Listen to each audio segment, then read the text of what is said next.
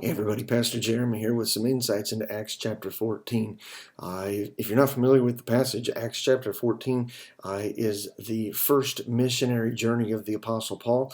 He has been sent out from Antioch at the end of chapter 13, and so he makes a trip and he goes to Iconium, to Lystra, and makes a big loop back around to Antioch again.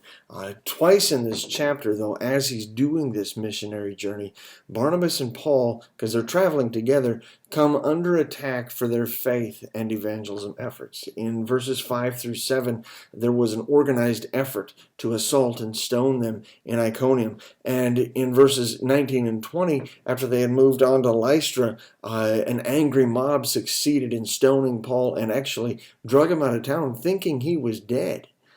In the wake of these incidents, the apostles, that's how Barnabas and Paul are described in the text, by the way, apostles. They pick themselves up, and in the words of verse 7, they kept evangelizing. That is, they got up, they went on, they kept telling people about Jesus despite this opposition. This is profound. I mean, how many times do I fail to evangelize because I have a hangnail in comparison to this? We need to be more resilient in our evangelism. We should expect opposition. We should expect roadblocks. And when we encounter them, it's not a matter of if, it's a matter of when we encounter them, if we are knocked down, and even if we're nearly dead, we should still pick ourselves up and keep evangelizing. The second insight comes from verses 8 through 18, where we're sandwiched in between these two incidents.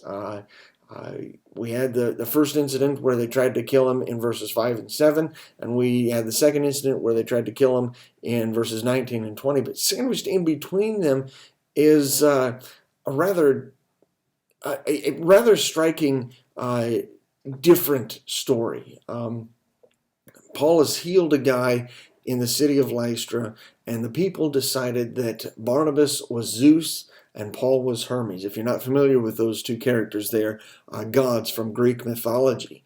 And so they've decided that Barnabas and Paul are gods, and they insist on offering sacrifices to them as gods. Now, that might sound like a whole lot better situation than the first one, and I suppose in some ways it is. But the situation also demonstrated quite poignantly a second challenge of evangelism, and that is the cult of personality is a very real thing.